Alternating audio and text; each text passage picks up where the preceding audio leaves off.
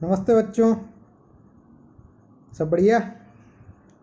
बिना पूछे ही पता चल गया मुझे। संस्कृत ग्रामर में स्वरों के भेद वगैरह पढ़ लिए थे। अब देखते हैं उच्चारण स्थान।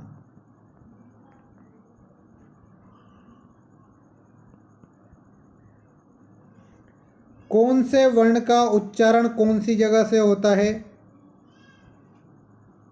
इसके आधार पर उच्चारण स्थान बनाए गए हैं। इन उच्चारण स्थानों का उल्लेख हमें कहाँ मिलता है? एक तो पाणिनीय शिक्षा में,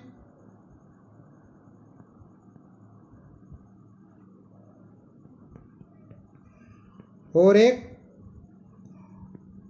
सिद्धांत कौमुदी,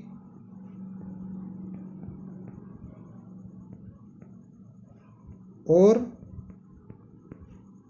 लघु सिद्धांत कौमुदी में।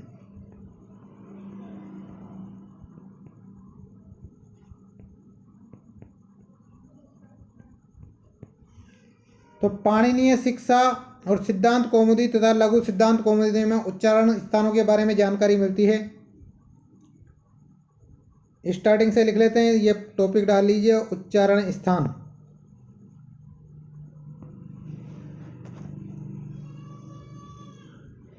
देखिए, जब भी हम कोई बात बोलते हैं या जब भी कोई शब्द बोलते हैं, उस शब्द का उच्चारण मूल रूप से उत्पन्न कहाँ से होता है? वह शब्द हमारी नाभि से। पहला प्रश्न यही कि किसी भी वर्ण का उत्पत्ति स्थल शरीर में कहाँ होता है? तो नाभि में। उत्पत्ति स्थल नाभि में होता है, मतलब नाभि से उत्पन्न होता है वो, और यहाँ से निकलता निकलता जब मुंह के बाहर निकलता है, और मुंह में कई जगह पर जब हमारी जीवा टकराती है, उसके फलस्वरूप उसका उच्चारण बदलता है। जीभ जहाँ जहाँ टकराती है, उन उन स्थानों के आधार पर उनका उच्चारण स्थान निश्चित किया गया है। तो देखिए, ध्वनि,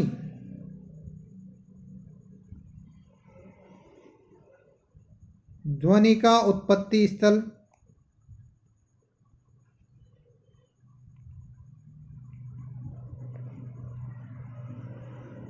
मूल रूप से नाभि होता है। मूल रूप से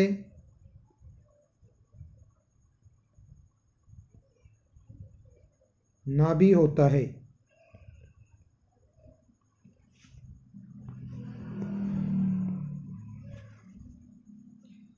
नाभि से उत्पन्न वायु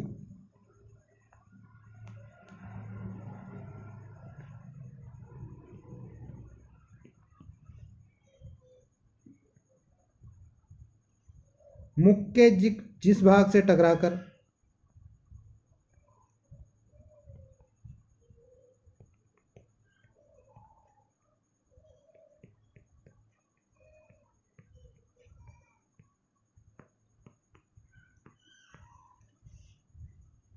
ध्वनि की उत्पत्ति करती है।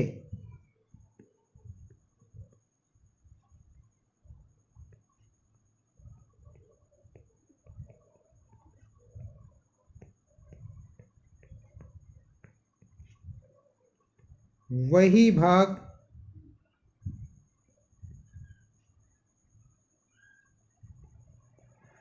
उस ध्वनि का उच्चारण स्थान कहलाता है।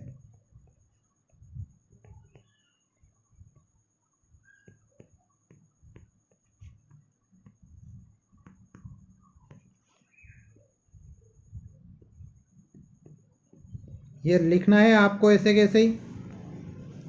ध्वनि की उत्पत्ति स्थल मूल रूप से नाभि होती है, और नाभि से उत्पन्न वायु मुख के जिस भाग से टकराकर ध्वनि उत्पन्न करती है, वही भाग उस ध्वनि का उच्चारण स्थान कहलाता है। यह उच्चारण स्थान कितने हैं?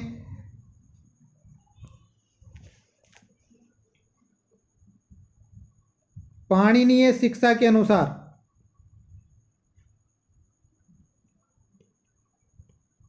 पाणिनीय शिक्षा के अनुसार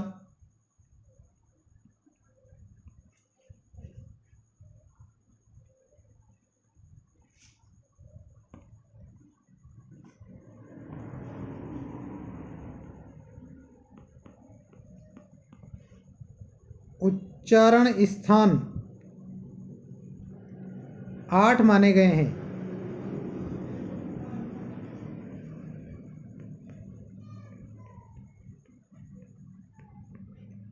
जबकि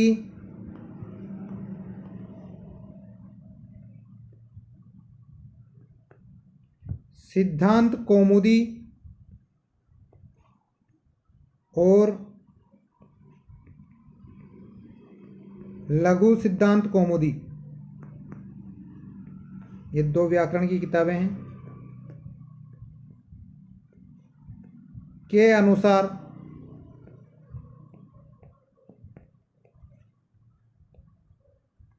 उच्चारण स्थान 11 बताए गए हैं। प्रश्न यही बन जाए, उच्चारण स्थान कितने होते हैं? यदि पाणिनीय शिक्षा के अनुसार पूछा जाए तो 8 होते हैं, और सिद्धांत कौमुदी तथा लघु सिद्धांत कौमुदी के अनुसार पूछा जाए तो 11 होते हैं।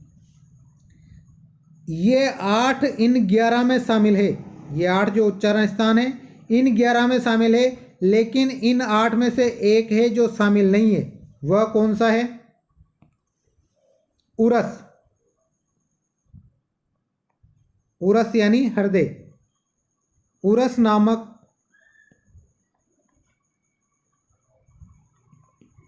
उच्चारण स्थान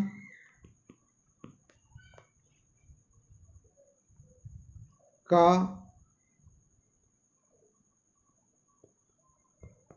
उल्लेख पाणिनीय शिक्षा में तो है, पाणिनीय शिक्षा में मिलता है, परंतु सिद्धांत व लघु सिद्धांत कौमुदी में नहीं मिलता।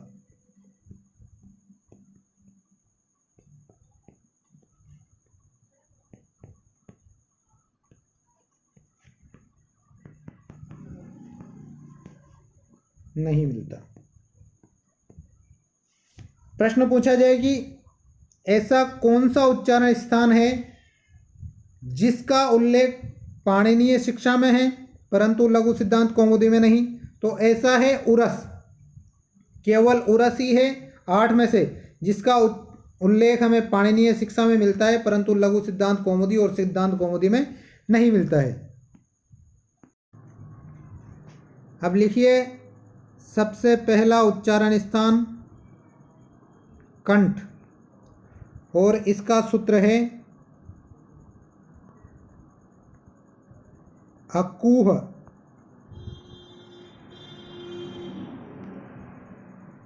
विसर्जनीया नाम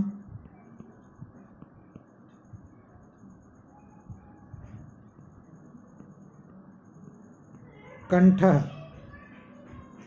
अकूह विसर्जनीया नाम कंठ। इस अ का मतलब है अ, कु का मतलब पूरा क वर्ग, ह का मतलब ह, और विसर्जनीय नाम मतलब विसर्गों का। तो लिख लीजिए इसकी व्याख्या, अ क वर्ग, क वर्ग में क्या आता है? क, ख, ग, घ, ङ। अ क वर्ग, ह तथा विसर्ग। केवल आपको सूत्र याद करना है जिसमें सब याद हो जाएंगे। विसर्ग का उच्चारण स्थान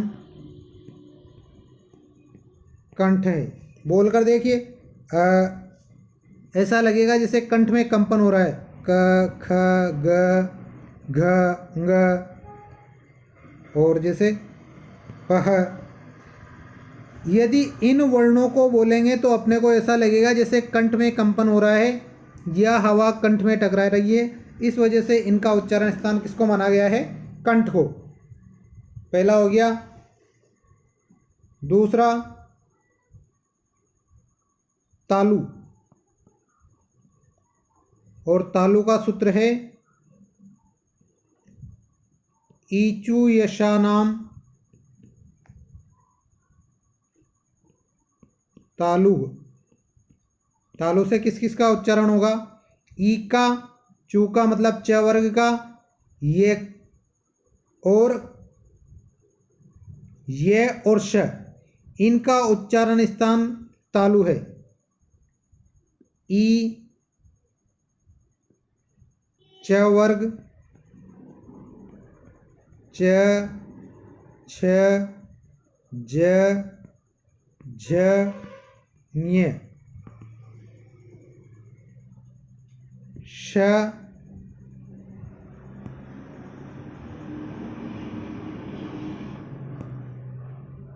ये तथा श का उच्चारण स्थान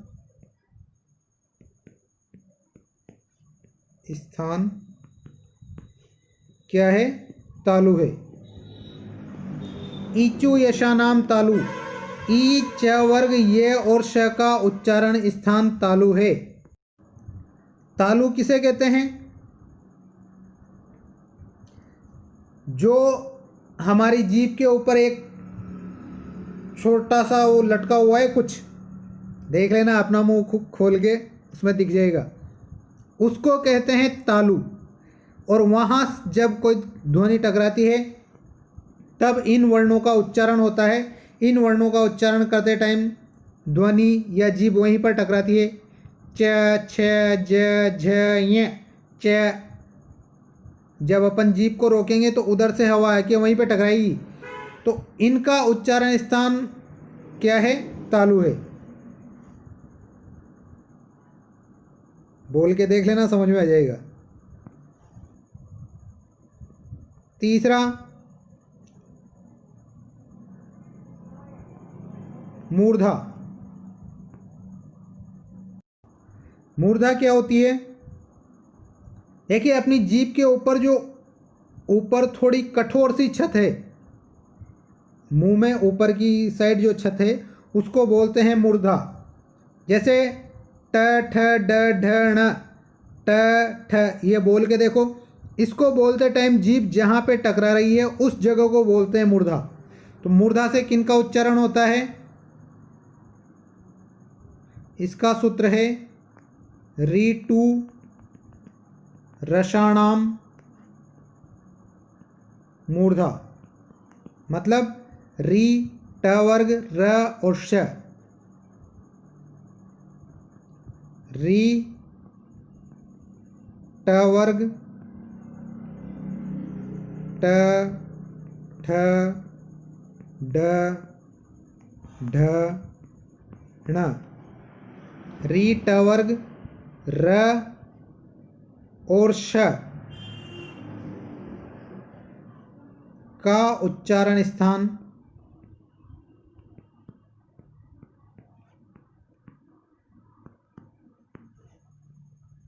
मूर्धा है। इस वजह से इस स का दूसरा नाम, क्योंकि स 3 तरह के आते हैं तो कभी कंफ्यूजन होता है, तो इस स को कहते हैं अपन मूर्धन्य श। क्या कहते हैं इसको? मूर्धन्य श। अगला, इस स को कहते हैं तालव्य श, सॉरी दंते स, और इस श को कहते हैं तालव्य श। ये तालव्य क्योंकि इसका तालु से ईचु यशा नाम तालु, इसका है दंत से ऋतु लसा नाम दंत है। ये तीनों को बाद में लिखा दूंगा मैं, ठीक है। मूर्धा का आ गया। अब है दंत, और इसका सूत्र है ऋतु लसानाम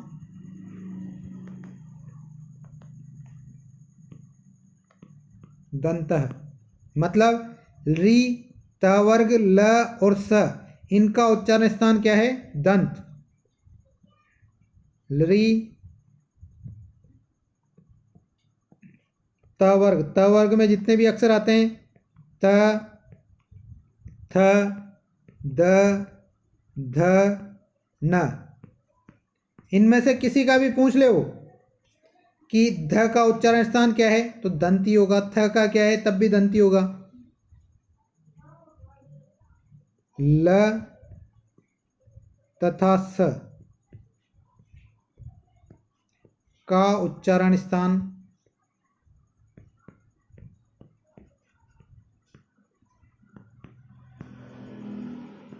दंत होता है।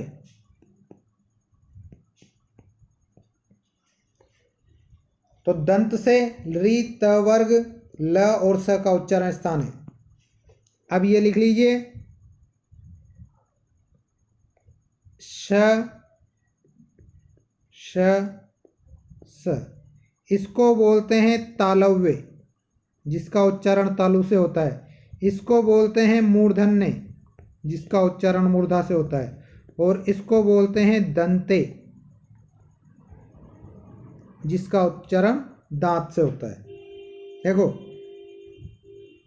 त बोलो त, त थ द ध, जीभ कहाँ पे आके टकरा रही है दांत पे, तो दंते वर्णों में जीभ दांत पे आके टकराती है।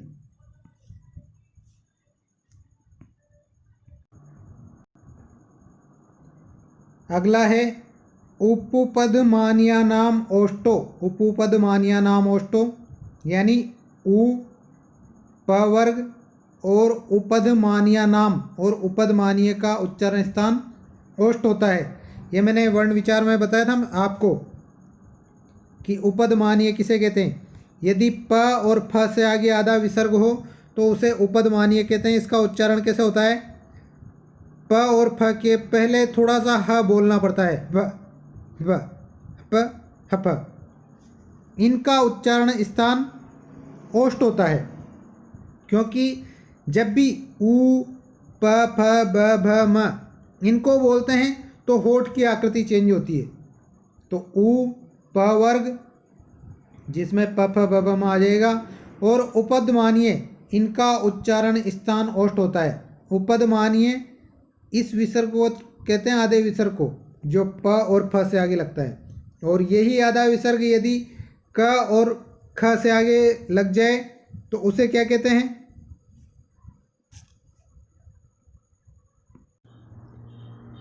जिह्वा मूलीय। ठीक है। अगला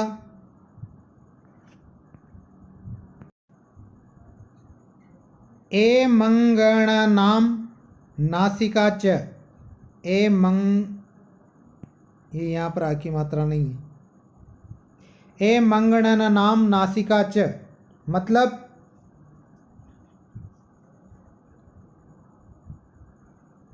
ए म ng ण और न इनका उच्चारण स्थान अपने वर्ग के उच्चारण स्थान के साथ साथ नासिका भी होता है। जैसे अपन ने क का उच्चारण स्थान क्या पढ़ा था, कंठ पढ़ा था, तो उस क में ये भी आया था, अंग भी आया था। तो कंठ के साथ और किससे बोला जाएगा, नाक से बोला जाएगा। इस च का मतलब यही है कि और मतलब इसका जो वर्ग का उच्चारण स्थान है वो तो है ही सही, उसके साथ साथ नासिका भी होता है। मतलब इनका दो जगह से उच्चारण होता है, एक तो अपने वर्ग का उच्चारण स्थान और दूसरा नासिका। तो इनका नासिका और अपने वर्ग का उच्चारण स्थान दो जगह से उच्चारण होता है, और इस च का मतलब यही है। अगला है एदेतो कंठ तालु। एदेतो का संधि विच्छेद करेंगे तो क्या होगा, एत प्लस एतो, एत प्लस एतो।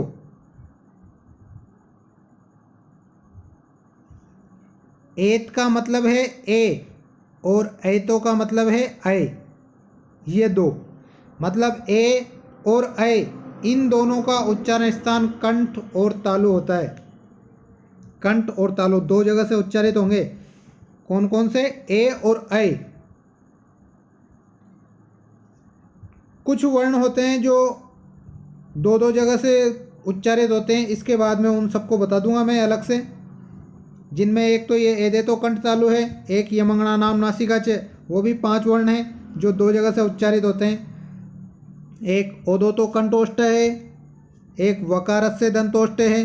इस तरह से कुछ वर्ण हैं जो 2 2 जगह से उच्चारित होते हैं। ओदोतो कंठोष्टम, ओदोतो का संधि विच्छेद करेंगे तो क्या होगा? ओत प्लस औत, यानी कि ये ओ और ये औ। ओ और औ इन दोनों का उच्चारण स्थान कंठ और ओष्ठ है। ओदोतो कंठोष्टम, कंठ और ओष्ठ से ये दोनों वर्ण उच्चारित होते हैं।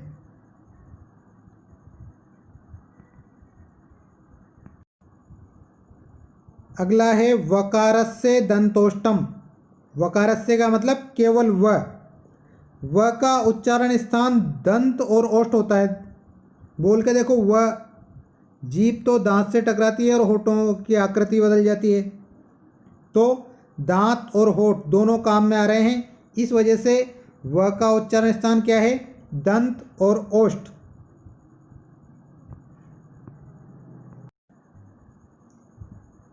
जिह्वा मूल्यस्य जिह्वा मूलम, जिह्वा मूल्य वर्ण यदि क और ख के आगे आधा विसर्ग जैसा लग जाए तो इसको जिह्वा मूल्य वर्ण कहते हैं। इनका उच्चारण स्थान जिह्वा मूल, मतलब जो हमारे जीभ की जड़ है उसको इनका उच्चारण स्थान माना जाता है। जैसे हक हक कहाँ से बोला जा रहा है? जीभ की जड़ से। इस वजह से इनका उच्चारण स्थान क्या माना गया है? जिह्वा मूल। ये दोनों वर्ण है जिह्वा मूल्य, इन दोनों का उच्चारण स्थान है जिह्वा मूल।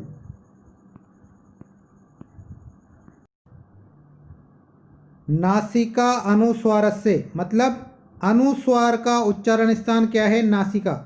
इसको बोलते हैं अनुस्वार, जो ऊपर बिंदी लगी रहती है, अंक की मात्रा।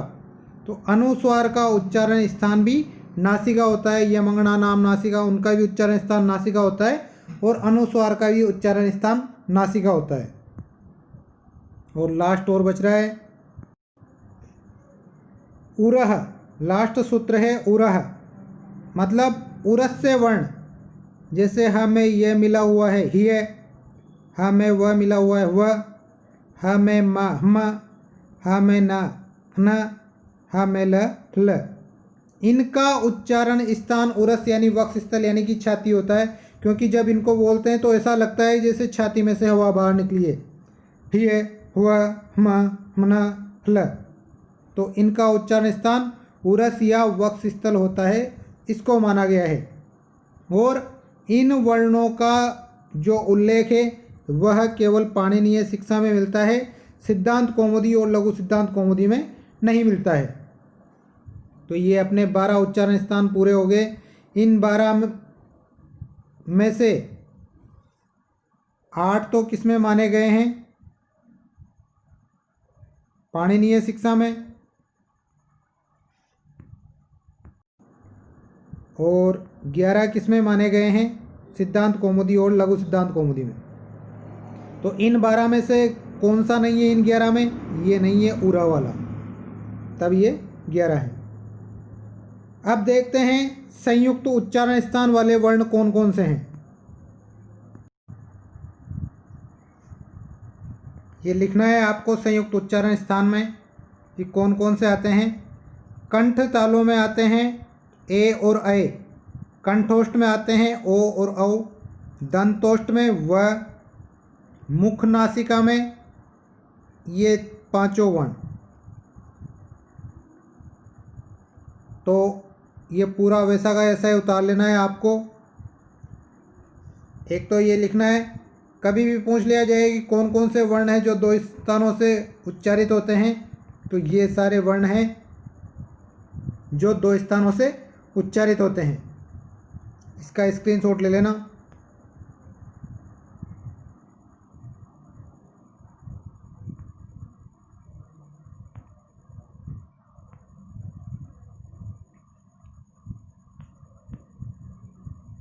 अगला एक ये टेबल बनानी है आपको कॉपी में। जितने भी उच्चारण स्थान हैं वे सारे के सारे उच्चारण स्थान इसमें एक टेबल में बता दिए गए हैं। ये 12 उच्चारण स्थान है। उच्चारण स्थान कौन सा है, उसकी परिभाषा क्या है, उसमें वर्ण कौन कौन से आते हैं और उन वर्णों को क्या कहते हैं, ये सब चीज़ें इसमें बता दी गई है। तो ये टेबल ऐसी की ऐसी उतार लेनी है। ये आपके उच्चारण स्थान कंप्लीट। बाकी आगे जो भी होगा प्रयत्न वो अगले वीडियो में। ठीक है, धन्यवाद। याद करना है ये सारे सूत्र, ये सूत्र याद कर लिए, इसका मतलब आपको सारे उच्चारण स्थान याद होगी। स्क्रीनशॉट ले लेना इसका।